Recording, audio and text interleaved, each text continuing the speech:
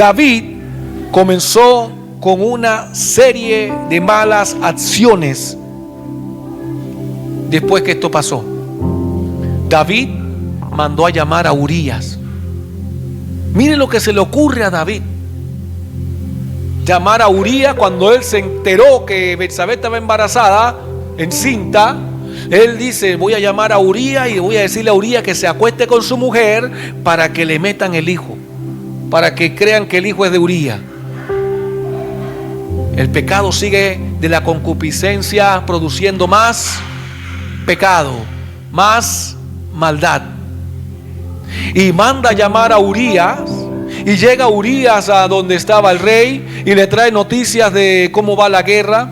Y David le dice: oh, qué bueno, Urías, me alegro mucho que me hayas dado esta noticia, pero aprovechando que estás aquí, yo te voy a liberar. Anda, ve, acuéstate con tu mujer, disfruta estos días y después te devuelves a la guerra. Pero ¿qué pasó con Urías? Urías era fiel a Dios, a Israel y a David. Cuando David no fue fiel ni a Dios, ni a Israel, ni a Urías, uno de sus valientes. David no fue fiel, él fue infiel. Y le dice: ve a dormir. Urías se fue. ¿Qué usted cree que hizo Urías? Se fue a dormir, pero no con su mujer. Se acostó a dormir en la entrada del palacio de David junto a los otros soldados que estaban allí, porque él dijo: yo estoy en batalla y no es justo que si mis compañeros están peleando y están durmiendo en campaña, yo vaya a dormir en mi casa en una cama y mucho menos acostarme con mi mujer. Al día siguiente David se entera de que Urías no fue a dormir a su casa. Y sigue nuevamente el pecado maquinando en su mente, y el pecado produciendo más pecado. Y llama a David a Urías y le dice: Urías, ¿por qué no has dormido con tu mujer? ¿Por qué no has ido a tu casa? Y Urías vuelve y le responde: no, mi rey, yo no voy a dormir en mi casa porque mis compañeros están en batalla y no es justo que yo duerma en mi casa. Entonces David le convida vino y comienza a darle vino hasta emborrachar a Urías. Mira el pecado, todo lo que produce cuando uno está ciego. Y David le dice: anda, ve y acuéstate a dormir con tu mujer. David ya no sabía qué hacer para que Urías se acostara con su mujer. Y aún Urías, borracho y habiendo tomado vino, se queda nuevamente durmiendo otra noche. ¿Dónde? En la entrada del palacio de David, siéndole fiel a Dios, siéndole fiel a Israel y siéndole fiel a sus compañeros. Pero David no, él sigue por el pecado, tratando de hacer lo malo. Al día siguiente David vuelve y nuevamente se entera que Urías no durmió con su mujer. Y dice: bueno, aquí no queda otra que matar a Urías. Qué terrible, ¿no? El pecado, ¿hasta dónde te lleva? ¿Y qué hizo David? Escribió una carta a Joab, su general, su comandante, y le dice: ponme a Urías delante de la fila donde arrecia la batalla, allí donde los valientes mueren, y haz que el ejército retroceda y déjalo solo para que lo maten. Urías lleva esta carta sin saber lo que llevaba en sus manos. ¿Qué mal hizo Urías? Serle fiel a Dios, serle fiel al rey, serle fiel a Israel, serle fiel a sus compañeros. Y lleva esta carta a Joab, y Joab la lee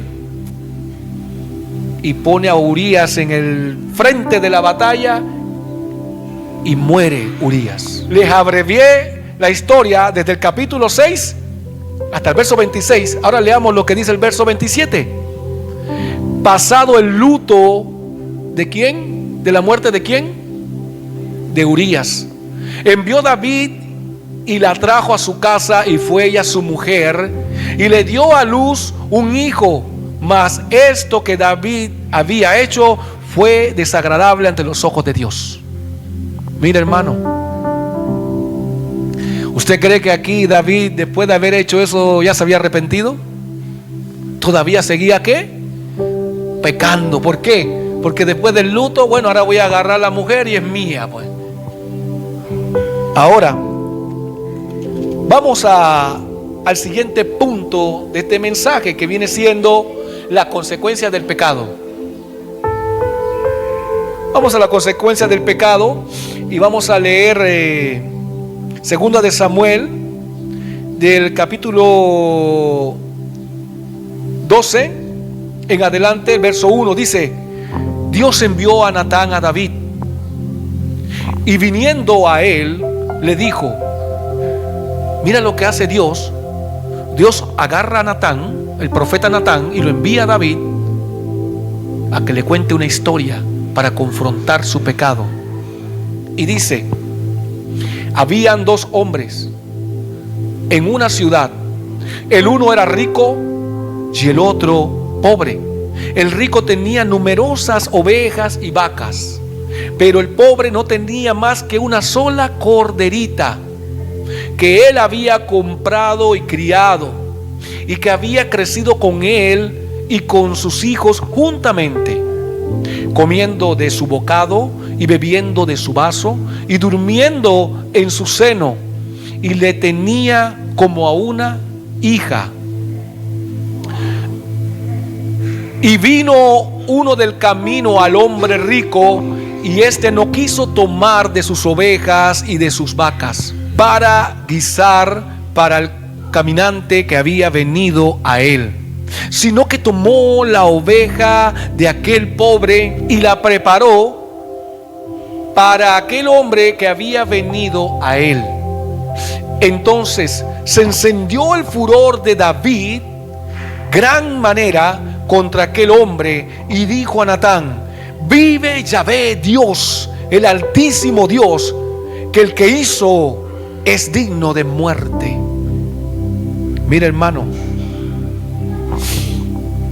cuando David escuchó esta historia que le estaba contando el profeta Natán, se enoja y hace un juicio justo contra el agresor de la historia.